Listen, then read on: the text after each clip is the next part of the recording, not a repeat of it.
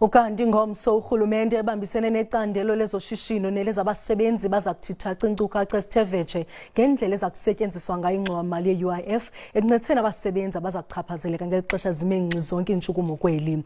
Lengxowa-mali iinjongo zayo kukuhlawula abasebenzi abangazukwazi ukwamkela imivuzo nanjengoko ziza kube zivaliwe iinkampani abasebenza kuzo kwezi veki ezizayo.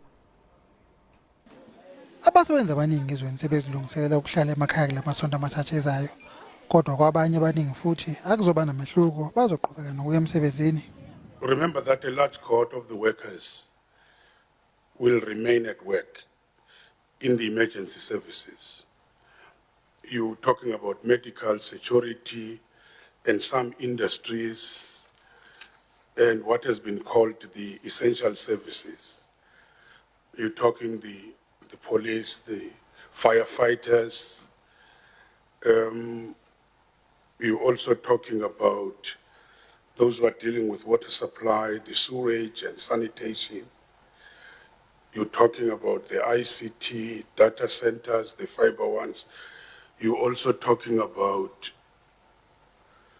those who are dealing with the generation, transmission, and the distribution of electricity, because these are called essential services, because if interrupted, this would endanger life.